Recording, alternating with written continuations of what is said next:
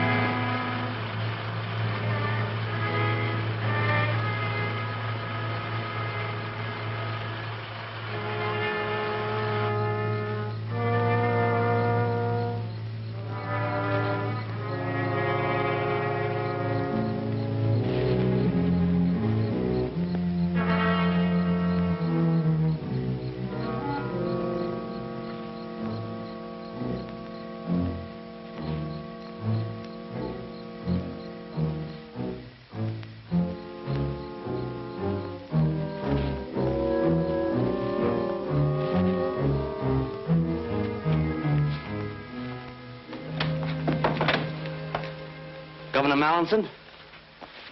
I'm glad you got here, Mr. Hendricks. Nobody saw you, I hope. I don't believe so, sir. Good. Gentlemen, this is Mr. Richard Hendricks.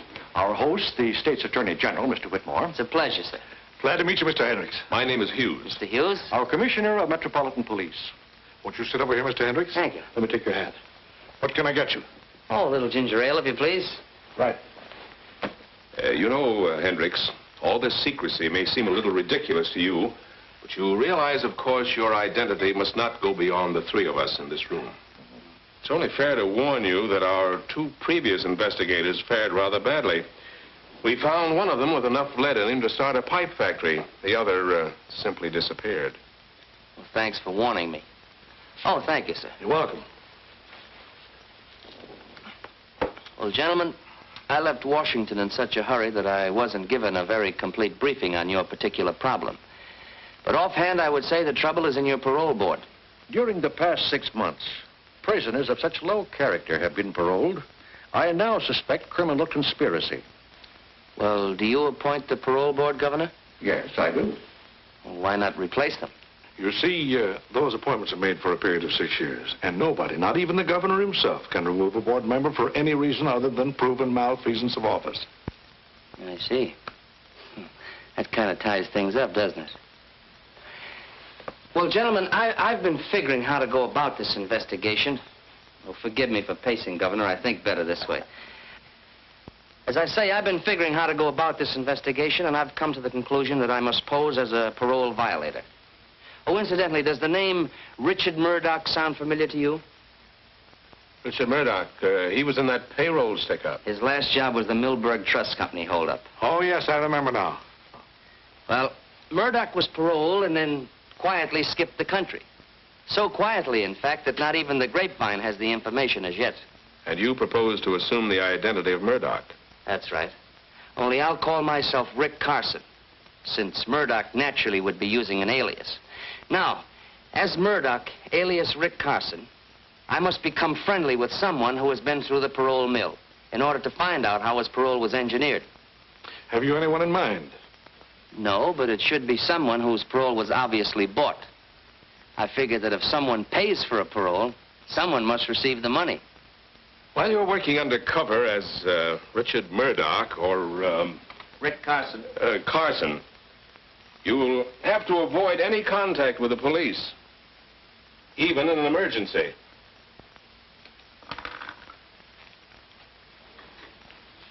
Here's my private telephone number, where you can reach me anytime, day or night. Thank you. Metropolitan 6267. Metropolitan 6267. I'll remember it. Do you have anyone coming up for parole who fits our special requirement? There certainly is. A convict by the name of Harry Palmer. Uh-huh. And when is the next parole board meeting? Let's see. Next Tuesday at the state prison.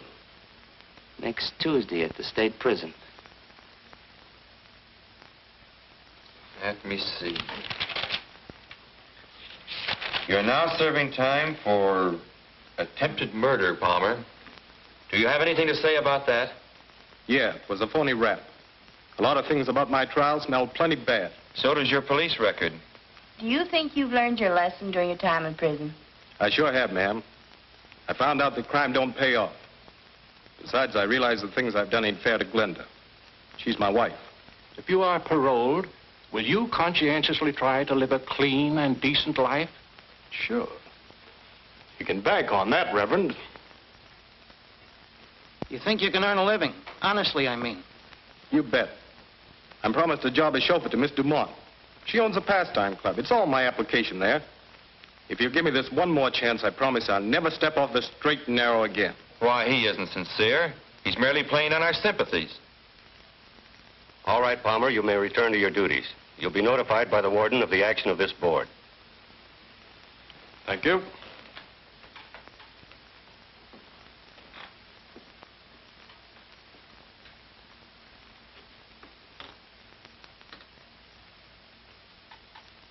And I feel in my heart that Palmer is sincere. The poor man has never had a fair chance to rebuild his ruined life. Therefore, for the wife's sake as well as his, I favor paroling him. And what about you, Mr. Jones? It seems to me that keeping a man behind bars when he can earn a living is a needless waste of taxpayers' money. I vote for his parole. And your decision, Reverend? As you well know, I usually bend over backwards to give the misguided unfortunates a chance. But in the case of Harry Palmer, my conscience compels me to oppose his parole. And your decision, Mr. Perkins? Palmer deliberately broke the law. Not once, but many times. Freeing a man like Palmer makes a travesty of justice. I am positively against paroling him. Well, it seems we're evenly divided. 2 for and 2 against Palmer's parole. Consequently, as chairman of this board, it becomes my duty to cast the deciding vote. A decision like this must come from the heart as well as the mind. It must be tempered with humanity and understanding. I watched Palmer when he made his plea, and I'm convinced of his sincerity. In view of this, I must cast my vote with Mrs. Prescott and Mr. Jones in favor of Palmer's parole. This is an outrage, Holliday. At least a half a dozen times in the past few months, you've done the same thing. I just don't understand. I'm entitled to my vote the same as you, Mr. Perkins. Now, Palmer will have served his minimum sentence on the 22nd of this month. His parole will become effective on that date. I learned that Palmer's wife, Glenda, was working as a waitress at the pastime club. So I decided to hang around. I'll delete that hang around. So I decided to drop around to the club to look the situation over.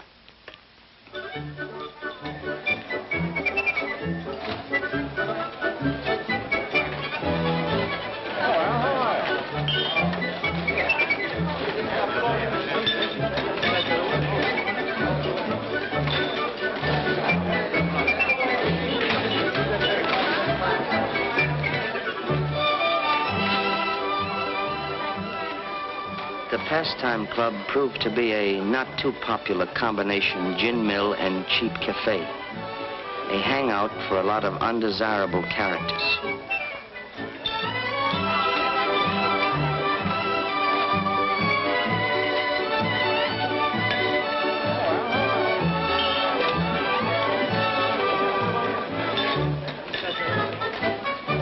May I take your order, sir? Can't make up my mind. I'm a little undecided between a hamburger and a ham sandwich. Take the ham sandwich. You got a deal. Coffee, too? Yes, black, please.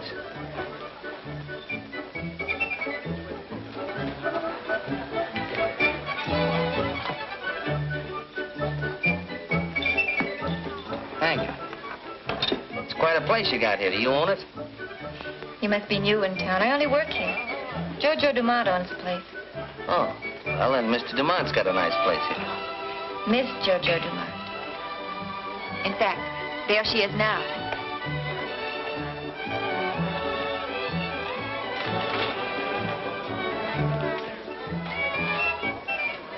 I learned from Glenda that the owner of the place was Jojo Dumont, a woman of striking personality who had her own apartment in the club.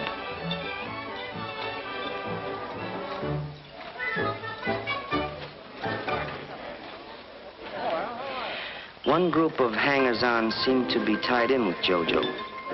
It wasn't difficult to find out how. They were quite bold about it. The tie-in was a lucrative sideline which Jojo operated, an illegal punchboard racket. The three salesmen were Blackie Olson, Frank Mitchell, and Kid Redmond. They sold to the cooperative customers who were always glad to make a dishonest dollar. Duke Vigili, another of Jojo's willing workers, spent most of his spare time trying to cheat a slot machine. During his working hours, he called on the less cooperative prospects.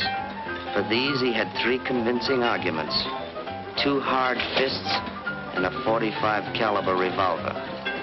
The straw boss of the outfit, Charlie Newton, dignified the job by calling himself manager. He tried to appear a legitimate businessman, but the only thing legitimate about Newton was a long police and prison record. Such were evidently the pals of Harry Palmer. They didn't trust me from the very first. However, during the 2 weeks until Palmer's parole, I managed to strike up a casual acquaintance.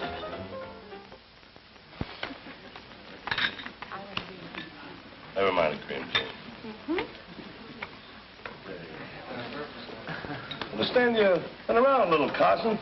A little, here and there. Stick around for a while? Maybe. All depends.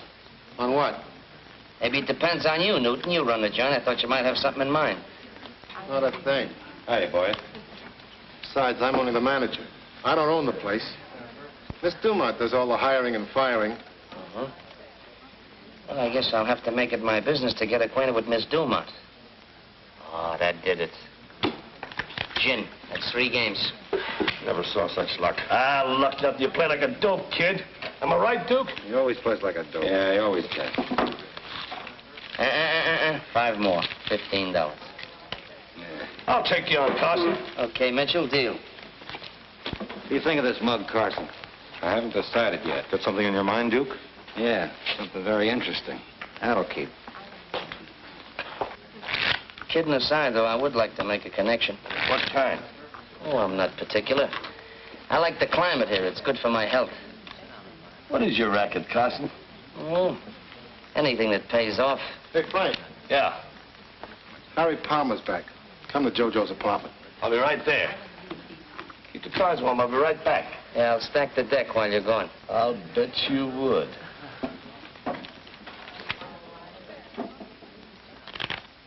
I would have given a lot to know what was going on in Jojo's room. I found out later from statements of various people concerned. Sure looks natural. Just like old times, right? Sure, thanks. All right. Feeling better, Glenda? Wonderful. Seems like 100 years since I saw you, darling. Yeah, me too. It's what I've been waiting for. Frank will be here in a minute. Well, this calls for celebration. How about fixing some drinks, Blackie? Okay, Jojo. Sure liquor. You look right in the pink there, kid. They treat you good up there? What's on your mind, Charlie?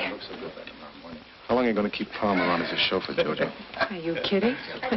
What do you think I got him out for? Chauffeurs are a dime a dozen. The boys are all right fixing the boards. Now, Palmer's the best collector we ever had. As long as he keeps his nose clean. The next time he gets in trouble pulling off side plays, I'll let him rot in the pen. Hiya, Harry. How goes it, Frank? It's great to see you, old son of a gun. Papa's home, huh, baby? How does it feel? Feels grand. Glenda's been in a tough spot, but she came through okay. Yeah, but it's a lucky thing you got the parole just now. What do you mean by that, Crack? Oh, nothing, but there's been a guy named Carson hanging around the past few weeks, and he's been making a play for her. That's not true, Harry. Duke's the one who's been on the make ever since you went away. Me, make a play for you? Ah, you're crazy. That'll be enough, Duke. I haven't met this character Carson yet, but I can tell you one thing. Glenda's been absolutely on the up and up. I knew that, but thanks for telling me, Jojo. Cork pop, folks. Help yourselves. On the house. I mean on Jojo. This bourbon? Uh-huh. Thanks, Blackie. Right. Here's to you, sweetheart. Here's to us. What's Duke beefing about? He doesn't like Rick Carson. But I can truthfully say Carson never got fresher. Handed me a line. Forget it, sweetheart. Run along and change your dress. But hurry back. I won't be long. How do you feel, Harry? Pretty good. Hey, listen, Harry. I didn't mean any slur on Glenda, but... Forget it, Duke. Well, I've been keeping my mouth shut because I haven't got proof yet. But as sure as I'm standing here, that guy Carson's either a copper or a stoolie. I know every cop in the state. Well, he might be one of J. Edgar Hoover's boys. Carson's no more FBI than I am. That's all we need around here, a copper. Especially when business is just beginning to boom. He lives at the Colvin Hotel right down the street. Why don't we search his room? There must be something around to tip us off. I can get in. I know the night clerk. Sure. The kid and Blackie could investigate. Then we'd know exactly how things stand. JBI, that's me. JoJo's Bureau of Investigation. Hello, Mr. Carson. Oh, hello, Glenda. Hey, this looks like the beginning of a second honeymoon. You like my new dress? Pretty sharp. Hope my husband will like it. Sure he will. Oh, here he is now. Honey, this is Rick Carson. Glad to see you, Palmer. Glenda was telling me about you. I was telling Harry how polite you've been. It's a great deal more than I can say about most of the customers. Oh, thank you, Glenda. That's a real compliment. See you around. Glad to, anytime. Good luck to you both. How long will it take to search Carson's room? No, it won't take over an hour. Only the clerk doesn't come on till 8 o'clock. Sometimes maybe a little later. Suppose I arrange to keep him occupied between 8 and 10. You haven't even met Carson. So, you'll introduce me. I think I can keep him interested for a couple of hours.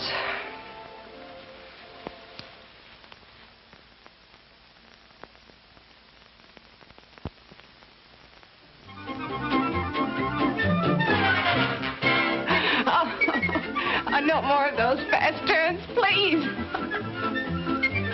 Oh. This is station Turn that thing off. WXNO. The time, 20 minutes before 10 o'clock. We continue with... What time is it? Just announced it, 20 minutes to 10. I think I better be going, Jojo, before I wear out my welcome. Oh, no. This evening's still young.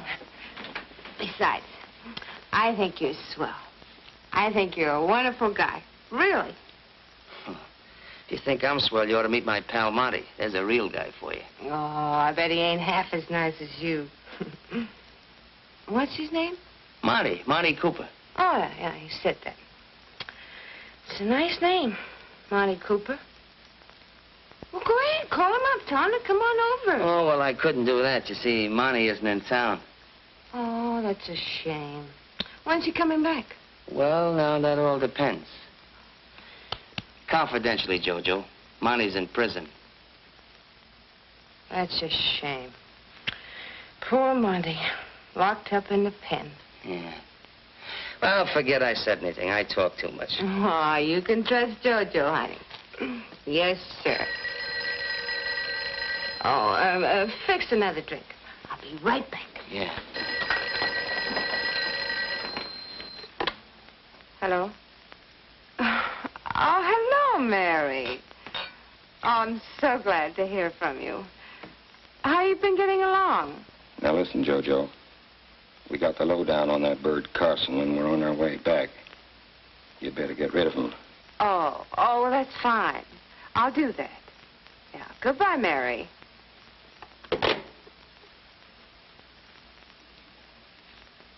You don't have to be a G-man to know that that was Mary.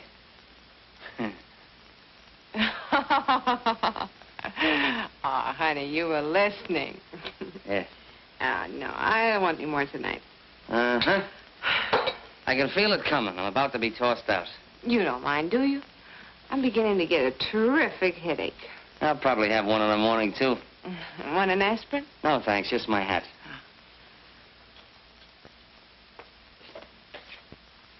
Thank you. Well, good night, Jojo. It was a swell evening. I enjoyed it.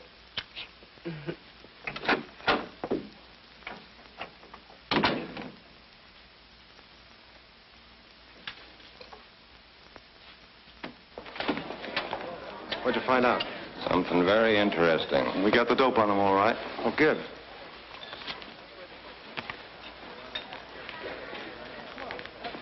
That is interesting. Hi, Rick. Oh, Rick. Hi. How you doing? How's everything? What's up, Duke? I don't know. Oh, hello, boys. Well, let's hear it. What's the dope on Carson? What do you think of that? His name ain't even Carson. Richard Murdoch. Age 32, date of birth 9/15/16, Detroit, Michigan, has a dark brown. Occupation mechanic. Yeah, it had me puzzled for a minute or two. Then it came to me. This guy Murdoch and a pal of his, a fellow named Monty something. Monty or other. Cooper? Yeah, that's it, Monty Cooper. Well, anyway, Carson or Murdoch and his pal Cooper pulled that Millburg Trust Company holdup about a year and a half or so ago. Yeah, we found some newspaper clippings about that robbery. You had them hidden between the cushions of a chair. You hadn't figured on your JBI. Good for you. Well, I guess I was all wet about Carson being a copper or a stoolie. Why don't you give up, Duke? You're always beefing about something. Okay, but don't say I didn't warn you guys if something goes wrong. Now, get this picture. This is the Millburg Trust Company, a real old broken-down joint. There's the flight of stairs where we came up. This is the vault here, a real old-fashioned can. Well, those stairs made it a little tough because we had to back down them and we couldn't see who was coming up anyway. We come in here and there's all kinds of desks and places where you write out checks and so forth. There's quite a few people. Well, I heard them all over here in the corner. Keep them all together. Monty takes the cashier, forces them in over here, makes them open the vault. We open this little old-fashioned can, and what do you think we get? 50 G's. We back out of the joint and make for the car. 50 G's? Split two ways? Not bad. You see, Monty and I don't go in for big mobs. Hey, maybe you saw Monty up there. He was doing a heavy stretch. Yeah, I saw him almost every day. Talked to him a couple of times. But he didn't get overly friendly with anyone. Yeah, that's Monty, all right. Well, Harry, I'll tell you. I got another big job on tap. But I gotta get Monty out of prison before I can pull it off. That's tough to do unless you know the ropes. Besides, it takes $2 grand. How do you know? I just know. Harry, I figure naturally you just getting out, you could kind of tell me how your parole was engineered. Now, I'm willing to cut you in for a third, and I'll pay all expenses. Yeah, I don't know. What's the matter? Ain't my dough as good as the next guy's? Oh, it ain't that, Rick. Look, I'll let you in on a little secret. Maybe you noticed the boys got kind of friendly the last couple of days. So? Well, they checked on you, and you're okay with most of them. But Duke's still holding out. He ain't satisfied you're on the up and up. Well, what's that got to do with me buying a parole through you? It's got a lot to do with it. JoJo's the first step, and unless she's sure of her ground, no dice. All right, so there's no dice with JoJo. And who's the next step? Now, wait a minute. Not so fast. I'm no squealer, Rick. Oh, but you do know who the higher-up is. Maybe. But I ain't saying.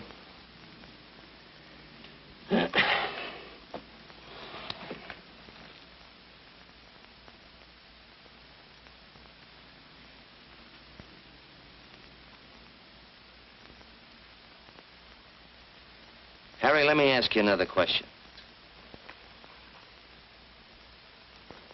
Who put up the money for your parole? Why, JoJo put it up. Because the deal is I'm to pay her back. Oh, so she didn't put it up. She just advanced it to you. Yeah, that's right, but... Well, why cut in JoJo when you can easily go around her and pick up a couple of G's for yourself? All right, later on, if you want to cut her in, that's your business. You might have something there, Rick. At least it's worth it. Glenda's home. Don't say anything to Glenda. Hello, darling. Hi, baby. I'm ever tired. We had such a busy day at the club. Oh, Rick, you're not leaving. Yeah, I think I better be going. Why don't you stay for dinner? Won't be very fancy, but you're welcome. Yeah, why not, Rick? Maybe some other time. You run along and get some dinner started, honey. I'll come in and help you in a minute, huh? Okay. Sorry you won't stay, Rick.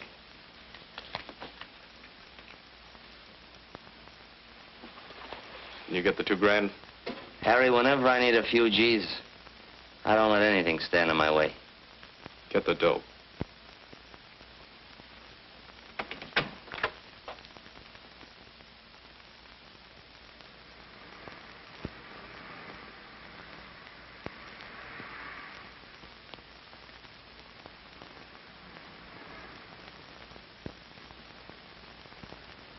I called the commissioner and told him I was all set to buy a parole for a pal of mine named Monty Cooper, but I had to have $2,000. He agreed. But as the boys were somewhat suspicious of me, and in order to gain their confidence, it ought to look like I had pulled a stick-up. Go ahead, read it. Philanthropist. Philanthropist. Well, anyway, robbed. Bandit ignores jewels. Gets $2,000 cash.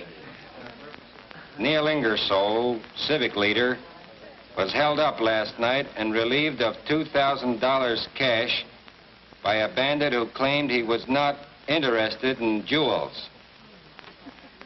Ingersoll, returning home at a late hour from an auction of Antiques. What's a diff?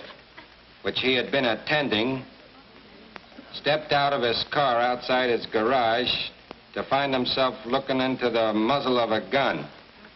That must have been Carson. What makes you think so? I don't think I know. The word passed through the grapevine that I'd pull that job. And the boys who hung out around the pastime club immediately started to accept me as one of the boys, as it were.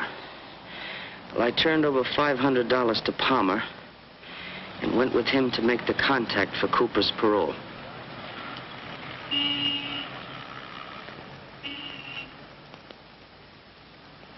When we reached the lobby of an office building, Palmer told me I couldn't go upstairs with him.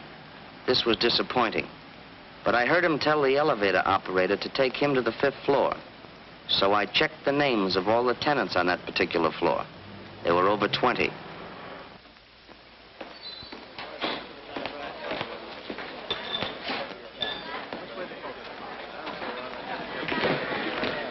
Is Miss Dumont in her quarters? Yeah. The jerk. Hello, Bonnie. Hello, Jojo. What's on your mind, darling? You seemed as cross as a bear when you phoned to say you were coming over. Somebody's talking too much around here. You mean me? I don't know whether it's you or Newton, but one of you is, and I don't like it. As a matter of fact, I won't stand for it. You've no reason to talk to me like this. I'm sorry, my dear. I don't mean to be discourteous, but I'm worried. For you as well as for myself. Just a little while ago, one of Newton's boys came over to my office and demanded that I get a parole for a fellow named Monty Cooper. Monty Cooper? That's the name he gave me, Monty Cooper. But Carson or Murdoch, whatever his name is, he knows nothing about our parole arrangements. Who said anything about Carson or Murdoch? The fellow who came to see me was Harry Palmer. He's double-crossing you, Jojo. I can't believe it. You can't, huh? Well, less than an hour ago, he laid $500 on my desk and gave me a long spiel about knowing that I was your lawyer and that you came to see me anytime you wanted to get anybody out of the pen. Naturally, I told him that he got his numbers crossed and I knew absolutely nothing about buying a parole. Thank you. Did that shut him up? For the moment. But he left the money and suggested that I think it over. Well, anyway, here it is. Buy yourself that bracelet you've been talking so much about. Thanks. I don't know what to say, darling. I haven't mentioned our connections to a soul. Of course, the boys know that you do handle my legitimate legal matters, but... The important point is how Palmer or any one of them know about my connection with the parole board. It's dynamite. If one of them should talk out of term, there's no telling what might happen. You need to tell me. I'll talk to Charlie Newton about it. He'll throw a scare into Palmer. He won't forget.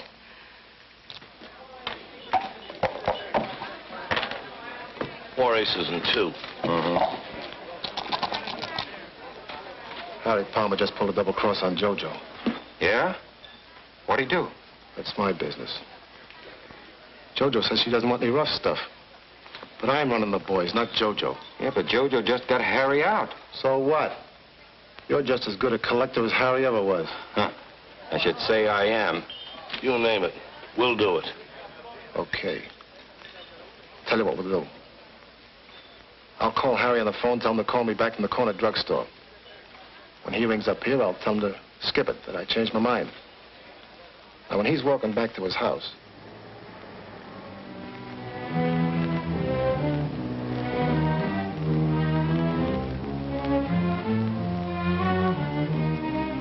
Hiya, Harry. Hi, Blackie. What's cooking? You'll find out.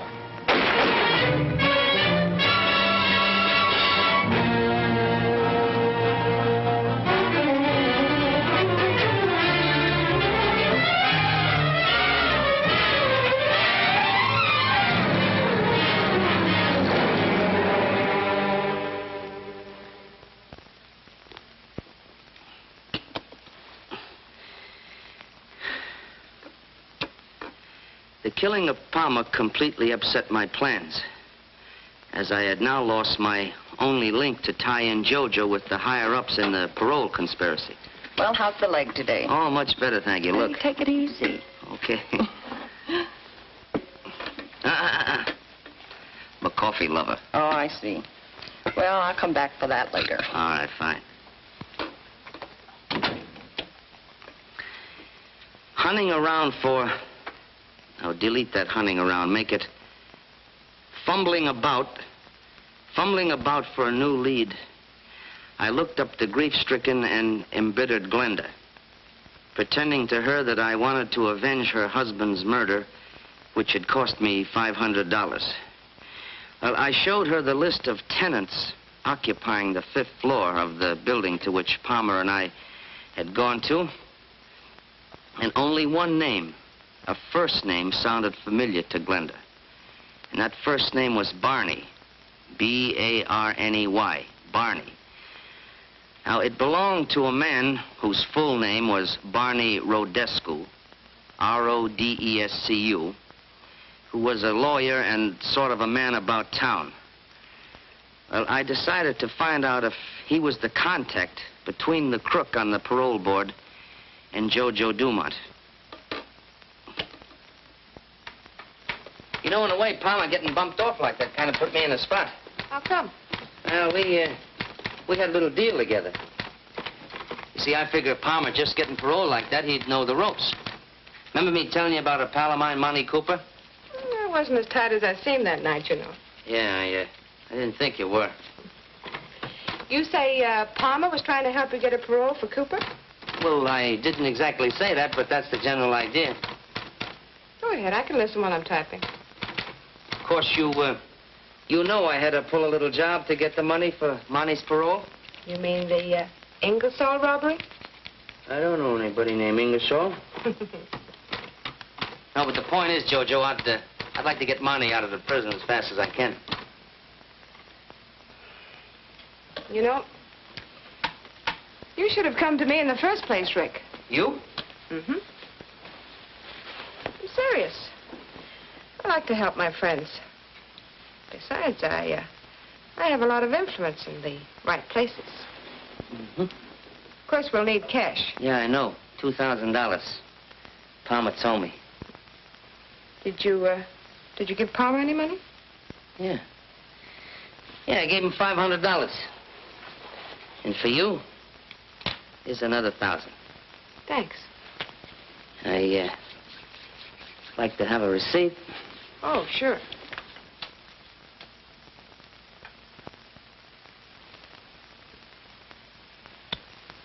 There's your receipt. Hey, you know, that's not bad. Of course, it's a little expensive at $1,000 a throw, but it's not bad. And, what about the balance? The balance you get the day Monty's paroled from prison. It's a deal. Well, I guess that about winds up what I have to say. From here on, my future's in your hands. All I ask is that you give me a break. You needn't worry about not getting a fair break from this parole board. All right, you may return to your duties, and you'll be informed of our decision later. Thank you. Thank you very much, sir. That man should be put away for life. He's an habitual criminal. Why should the state have to support this man for life? That's the wrong attitude. I agree with Mr. Perkins. I'm opposed. The man deserves a chance. Every man deserves a chance. Once again, we seem to be evenly divided, thus making it my duty to cast the deciding vote. And you vote for Cooper to be paroled? I do. Mr. Holliday. It's my privilege. But, Mr. Holliday, it's obvious... the chairman's privilege to have his own opinion. The majority votes in favor of Monty Cooper's parole. He'll be released in 2 weeks to report for work at the Ainsley farm at Meadows. I move for adjournment. Because I couldn't understand why anyone would give a job to a multiple loser like Monty Cooper, I decided to check the county assessor's records to find out what I could about Vern Ainsley. From the beginning, I had suspected Ralph Holliday of accepting the bribe to put through the parole.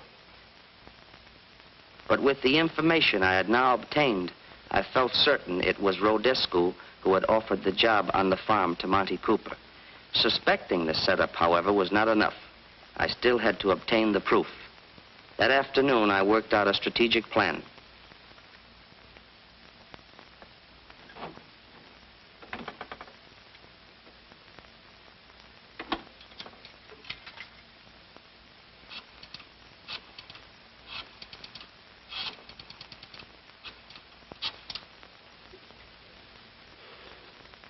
Hello.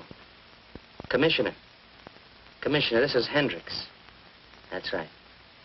Hmm? Well, yes, naturally, Commissioner, I'm going out to the Ainsley farm. Oh, incidentally, I told the boys at the pastime club that I would meet Cooper out at the farm. But, Commissioner, there's just one thing, and I hope you won't let me down on this.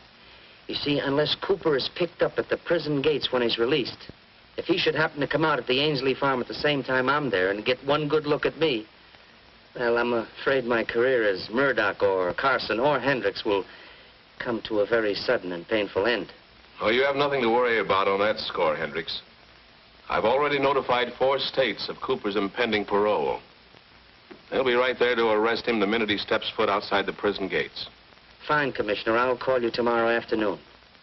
I think by that time I should have this whole setup in the bag. Yes, sir. Goodbye.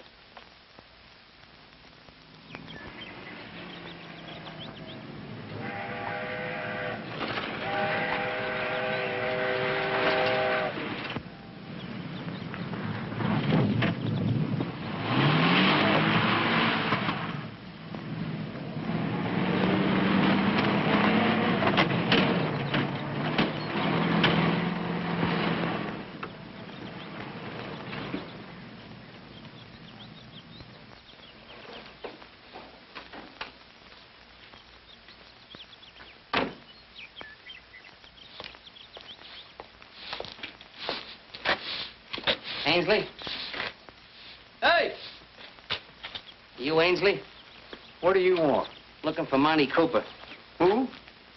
Monty Cooper. He's supposed to be working here. Well, he ain't. Nobody here by the name of Cooper. Now, look, Ainsley, I happen to know that Monty Cooper was paroled to work on this farm. Who told you that? Well, after all, I'm a pal of his. My name is Carson. Rick Carson? Well, I'm pleased to meet you, Carson. I'm glad to meet a real pal of Monty's, too. You know, confidentially, I put up the dough to spring him. Yeah? Well, I guess you'll be right glad to see each other again. Yeah. Only thing is, I don't expect Cooper much before tomorrow. You see, there ain't no other bus coming this way before midnight tonight.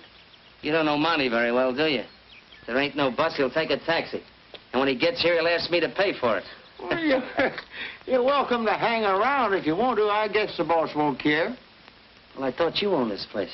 Oh, I sold out a couple of years ago to a fellow named Rodescu, a young lawyer from town. Uh-huh. Well, tell me, does this Rodescu, does he come here very often? Mostly weekends. Him and a lady friend. They do a lot of riding. By the way, I'm expecting them this afternoon sometime. You make yourself to home. I got to get the horses ready. Up to you, Carson. Yeah. I hadn't figured on Rodescu visiting the farm. I realized his presence might have set my plan, but I had to take the gamble. So I waited until Ainsley had disappeared. I had brought along an instrument which the commissioner of police had provided, and taking advantage of Ainsley's absence, I decided to make use of it.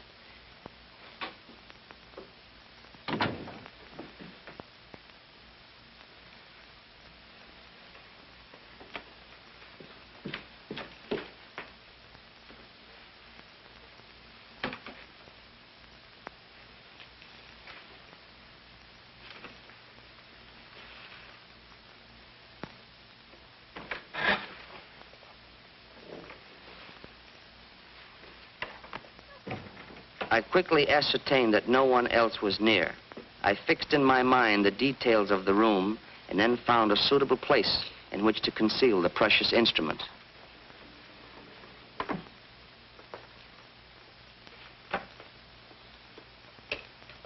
It was the latest type of sound recorder.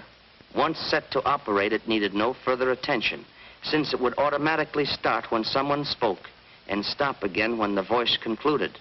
It could pick up voice frequencies within a radius of 50 feet and could record continuously for 4 hours.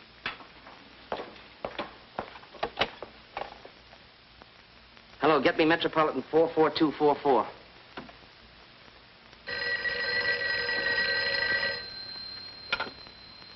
Hello? Hello, Glenda. Glenda, this is Rick Carson. Oh, yes, Rick. I think I know who's responsible for what happened to your husband. You do. Who is it, Rick? Don't ask any questions now because I've got to act fast. I'll do anything you say. Fine. Now listen closely. You know that list of names and addresses of the parole board members that I left with you this morning? Yes, I have it right here. Fine. Now I want you to send each one of them the following telegram. Urgent you meet me at farm without delay. Drop everything else. Have you got that? Yes, Sign each one of those messages Barney. Barney. But I don't get it, Rick. What good are the telegrams? Well, Glenn, just a minute, Glenda.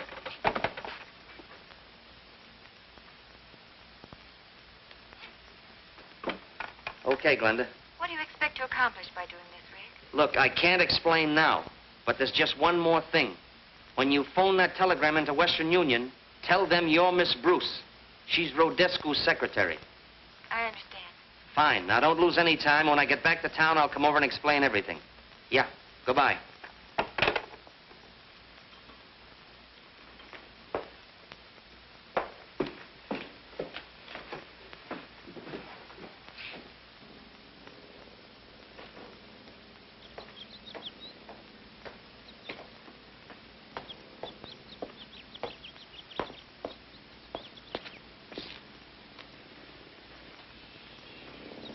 Oh, hi. How about a glass of beer? Oh, no, thanks. Not right now. It's up to you. Thanks. I think I'll kill a little time and drive around the country.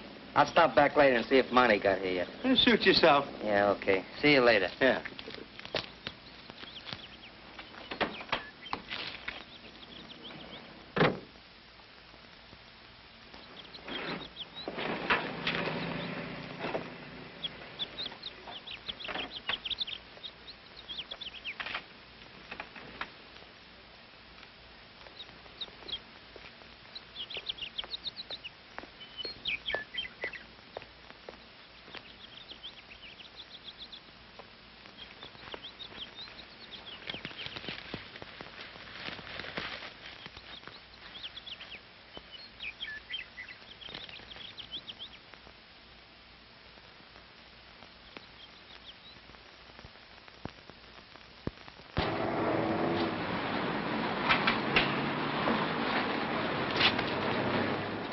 So long, Cooper.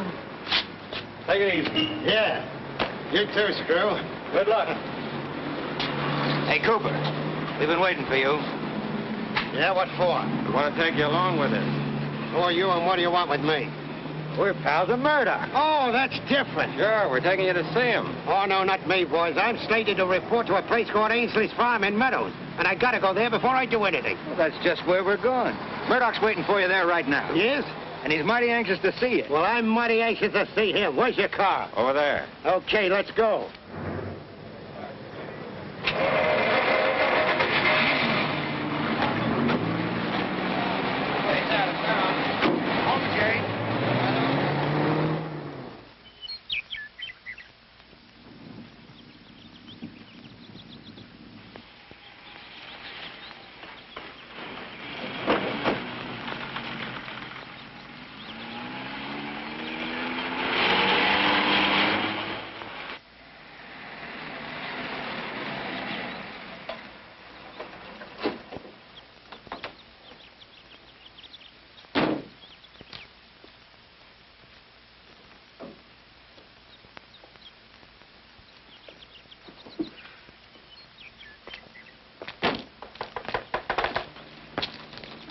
I get such a kick out of this place. So peaceful. Why do you think I keep it, my dear?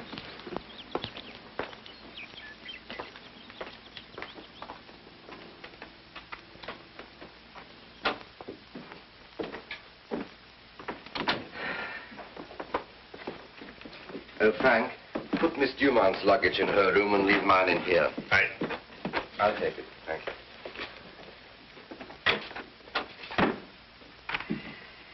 Darling, it's so good to be with you.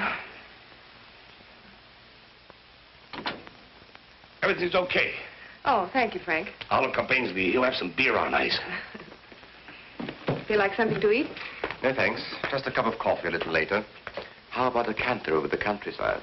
Oh, let's relax for a little while. Later, maybe, huh?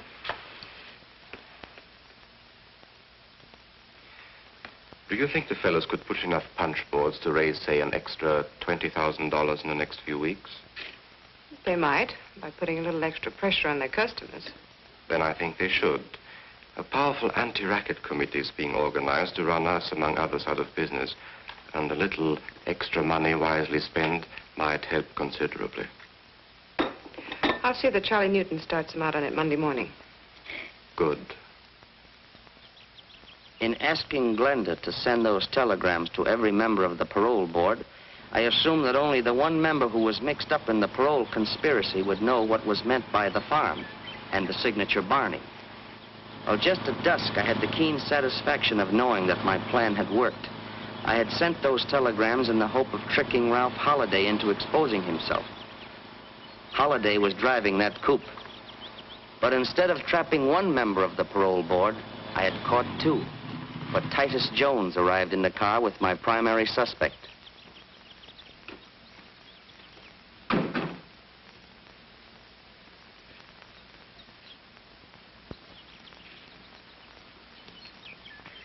I wonder who that can be. Probably one of your eager beaver clients. If it is, I'll throw him out. Excuse me, my dear. I'll make this short and sweet. Come in. Well, this is a surprise. Hello, Ralph. Hello, Titus. And you gentlemen are quite a ways from home, aren't you? You're not joking. Holiday burned up the road getting here. Oh, I'm sorry. We didn't know. Oh, that's quite all right. Allow me, my dear. Ralph Halliday and Titus Jones. Miss Dumont, my fiancée. How do you do? You're on the parole board. I heard Barney speak of you. Yes, we are, Miss Dumont. Parole board, Well, yes. sit down, gentlemen. Sit down. Make yourselves comfortable. What brings you out here in such a hurry? Why, we came in answer to your telegram. My telegram? I didn't wire you. What's that? You most certainly did. What does it say? Urgent, meet me at farm without delay. Drop everything else. Signed, Barney. Somebody must have got onto our parole board deal. We better clear out. Hold on. There's no use running off half-cocked. You'd better do a little checking first. I wish you would. How can you? And make it snappy. Hello, operator. Give me Ridgeway 84428. If my secretary is at home, we ought to be able to find out pretty quick. But it's Saturday. She probably has a date. Hello? Hello, Miss Bruce. Did you send any telegrams today to either Titus Jones or Ralph Holliday? You did not. Did you authorize anyone else to do so? You didn't, huh? I knew it was bad news the minute I received that message. Miss Bruce, I want you to check with Western Union right away and find out if you can who sent those telegrams and to whose account they were charged. Yes. Call me back at the farm the moment you have the information. Right. She'll call me back. Someone's on our trail, Barney. Have you told anybody about giving Holiday and me the money? Oh, don't be an idiot. You don't think I'd tip anybody off that I've been bribing the parole board? Maybe Mr. Holliday or Mr. Jones accidentally... Ridiculous. That's absurd. It could have been that jackass Palmer you had working for you. He only knew the connection between you and me. He knew absolutely nothing of your time with Holliday and Jones. Whatever the answer is, I don't like it. I'm getting away from here. So am I. This farm is poison. Just a minute, gentlemen. We're remaining right here until Miss Bruce calls back. We're safer here than anywhere else for the time being. I was confident the recording machine was doing its work. But to make the record admissible as evidence in court, I would have to swear that I had seen the people inside that room and to identify their voices. There was only one way to do this. Who can that be? Where can we hide? Relax, gentlemen. Come in. Oh, I'm sorry to bother you. I'm looking for a friend of mine. What makes you think he's here? Well, I was told he would be. My name is Carson. Oh, it's Rick Carson, darling. Let him come in. You needn't worry about him. Come in.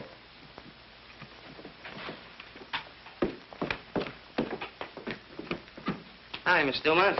Hello, Rick. So you're Rick Carson, or Richard Murdoch, hmm? That's right. But I don't think I've had the pleasure. Who's the friend for whom you're looking? Name is Monty Cooper. I was told he was to be paroled today to work on this farm. This is Mr. Barney Rodescu. Mr. Rodescu, pleasure, sir. Mr. Holliday.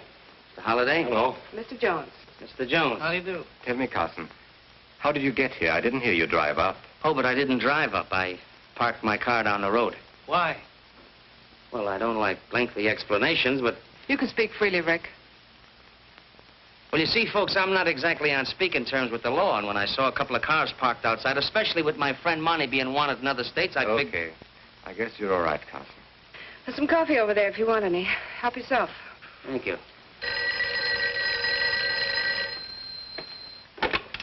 Hello? Yes, operator. Must be my secretary calling me back.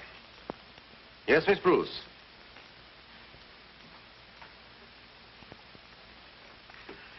Now, wait a minute. Wait a minute. Let me get that. The telegram was sent to Mr. Holliday, Mrs. Prescott, Titus Jones, the Reverend Adams, and Donald Perkins. It's the entire parole board. This is awful. Isn't good. And just a minute. Telegrams were charged to my account and purportedly telephoned in by Miss Bruce. But when she checked and raised Kane with Western Union, they traced a call back to... What was that number again? Metropolitan 44244. Did you find out whose telephone number that was? You couldn't, huh? Well, keep on checking, Miss Bruce. I know that number. You do? Metropolitan 44244. That's Glenda Palmer's number. A dirty little double-crosser. What does she think she's trying to pull? Something mighty dangerous for all of us, if you ask me. What was that number at your club again? Ellsworth, 36097. What are you calling there for? Get me Ellsworth 36097, please. What are you going to do? You'll see. Hello? Is Newton there? Let me speak to him.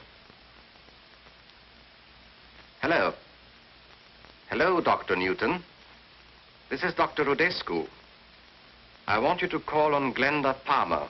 Please, Barney, let's not get in deeper than we are. I want you to give her the same treatment that you gave her husband. Yes, it is a matter of life and death. Thank you, Dr. Newton. Killing Glenda isn't going to help. I'll get rid of her or anybody else who double-crosses me.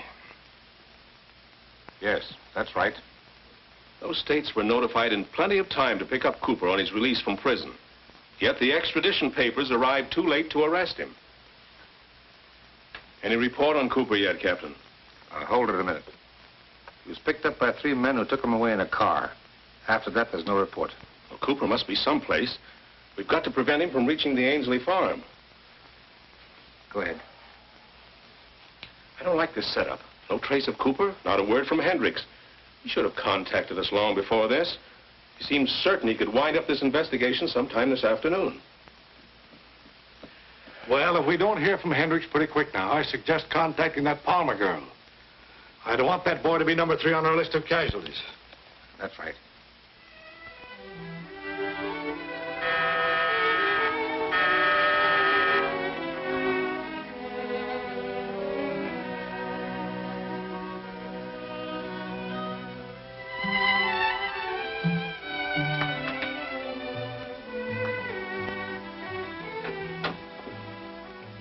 Hello, Glenda. Oh, hello. I was expecting somebody else.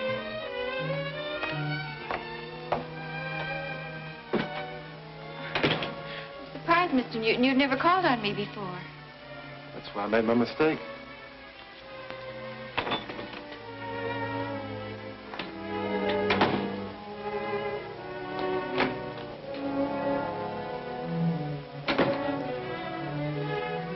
sorry I can't invite you to stay. I was expecting someone. He should have been here before now. Well, it's a shame he's late. Now when he gets here, he won't find you at home. What do you mean? You're going out, Glenda. With me. No, I couldn't. Well, after all I told you, I'm expecting someone. Get your coat. Please go. Get your coat. Shut your trap.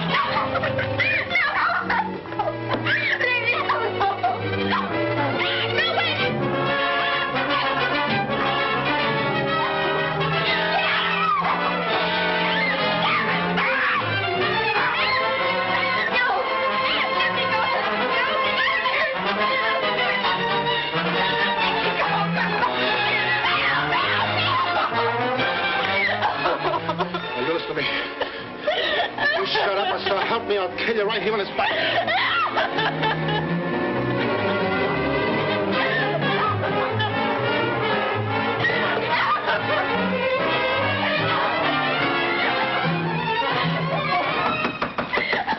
Mrs. Palmer, what's the matter in there? This is Mr. Brown, the manager. Open the door and let him in. But be careful. Go on. Are you all right, Mrs. Palmer? Thank heaven you're here. Are you all right, Mrs. Palmer? Stick your hands up and keep going. Drop that gun. You're the manager of the pastime club. Get him out of here. Book him on suspicion of attempted murder. Yes, Commissioner. Take him out. Everything's all right, Mrs. Palmer. Will you please get the lady a glass of water? Mrs. Palmer, I'm very anxious to get some information about Rick Carson. Now, it's all right. He's working with us. Oh, thank you. Here you are. He said you were helping him, but we're worried that something may have happened. Have you heard from Carson lately? He telephoned me this afternoon from Meadows. Meadows? The Ainsley Farm is located near Meadows. That's right. He mentioned the farm and the telegrams they sent for him. Captain, notify the sheriff's office in Meadows to see if Carson is at the Ainsley Farm. Yes, Commissioner.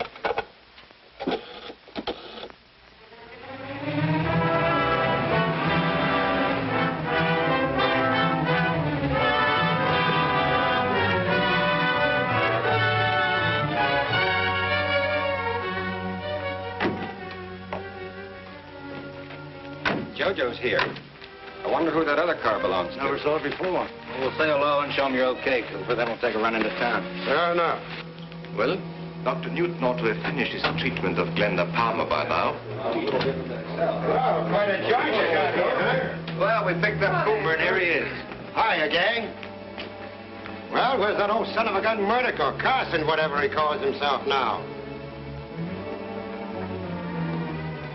What's the matter, Monty? Don't you recognize your old pal? You know, I didn't at first, but I sure do now. You're the guy who shut it out with me and a pal up in Wisconsin. It was you who put a slug through him. You're a federal agent. What did I say? That's right, I am a federal agent. And there's one thing they teach us, and that's how to use a gun.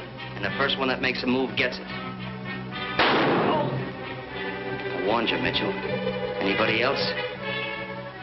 You see, the reason Cooper knew I was a federal man is because I once put him in prison.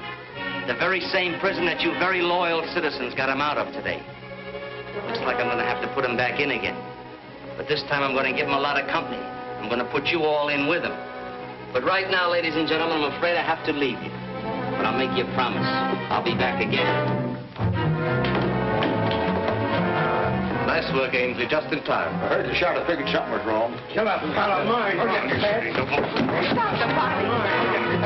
Stop it. All right, gentlemen. Put him in the chair. He'll be more comfortable here. Here you are, Carson. Here's some water for you. Now speak. All right, Carson. Who put you on our trail? Well, I suppose we'll have to teach him how to speak. That's lesson number 1. He's stubborn. He'll need more than that. Ready to talk yet? Hit him again. We'll make him talk. Why don't you shoot him and get it over with? Just a minute. We'll try once more. If he doesn't talk this time, he'll get a one-way ticket to the bottom of the river.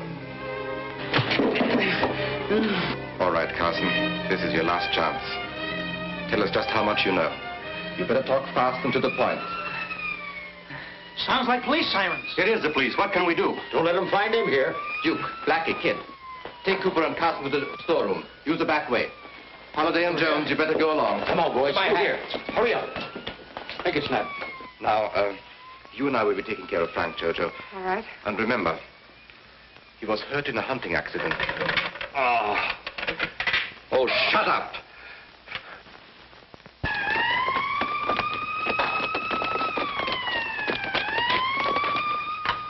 Come on, fellas. All right, where do we go? In that room. Make it snappy, boys. Come on. No time to lose. Right in here.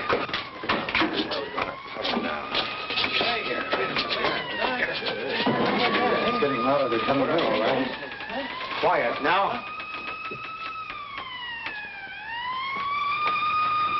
Lock it, boys.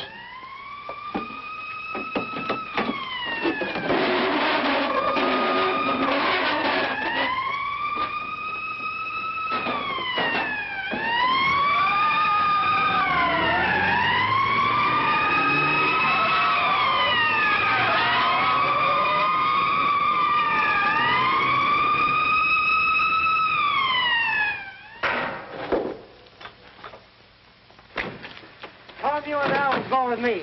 The rest of you look those cars over and see if you can find anything out here. Come on.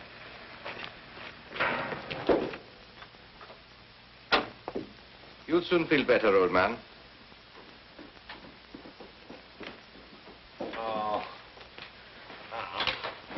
What's the trouble here? My guest was hurt in a hunting accident. We called a doctor. Oh.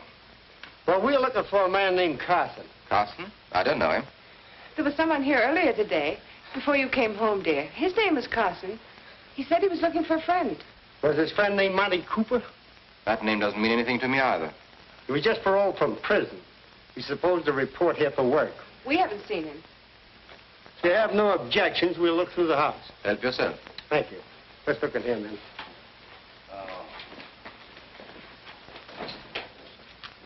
Jim, you go up there.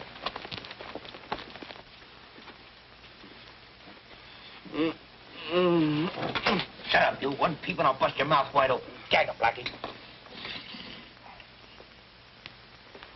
Thanks for your cooperation. I hope the doctor gets here soon. Good night. Good night.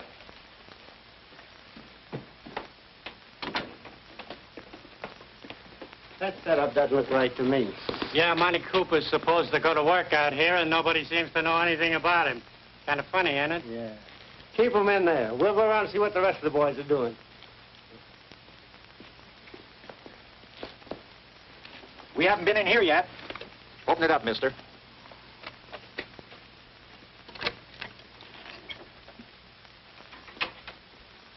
All right, boys, look it over.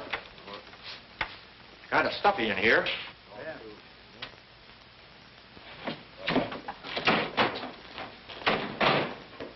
Find anything? No sign of Cooper or Carson so far. I'll make a thorough search.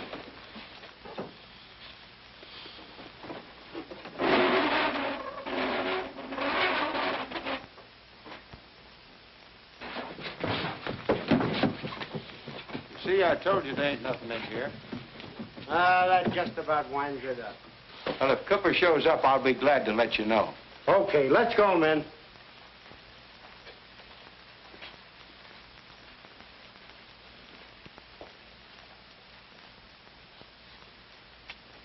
Boy, was I sweating. That was a close one. I thought sure they had us. Hey, Duke, how long do you think Hey, here we are. Hey. What's that? Hey! What's that back there?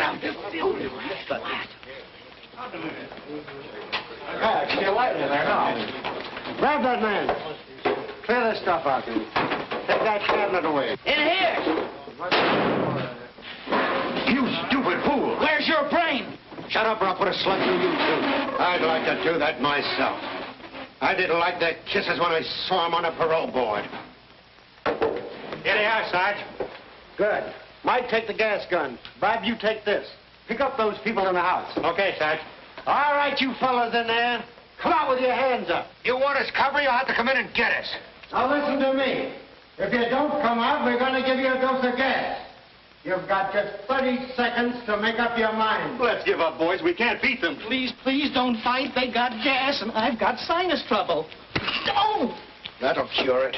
There are too many for us, Virgilio. Yeah, why get ourselves killed? What's the matter with you guys? You all yellow? No, but we're not all fools either. Come out one at a time with your hands up. I'll count to 5. If you aren't out by then, we'll open up on you. 1, 2, 3, 4. All right, you get going. Come on, Get going, get going. Move along, come on. Come on, step on it there. Come on, move along, move along. Keep those hands up. Let's see if there's anyone else in there. Right. Mr. Hendricks? Who shot you? Duke Vigili. We better call an ambulance. He's badly hurt. Yeah. Give me a hand here. I can't make it. Sure.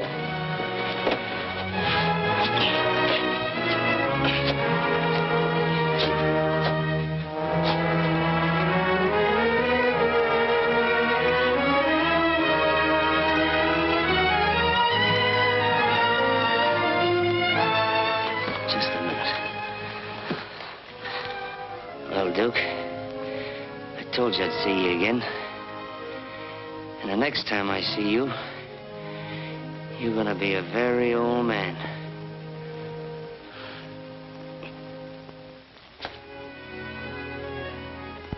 Oh, yes. Getting along real fine. Another week or so, I'll be able to go out dancing again. That's wonderful. Here you are, Mr. Hendricks. Oh, thank you, Mary. Oh, Mary's my favorite nurse. I can believe that. Now, if it wasn't for her, I'd probably still be lying in bed. Thank you, Mr. Hendricks. God bless you. Well, here's my completed report, Mr. Whitmore. Took quite a long time to finish it, but I hope it accomplishes what the governor desired. Well, I'm sure it will be, Carson. I mean Murdoch. You mean Hendricks. That's right.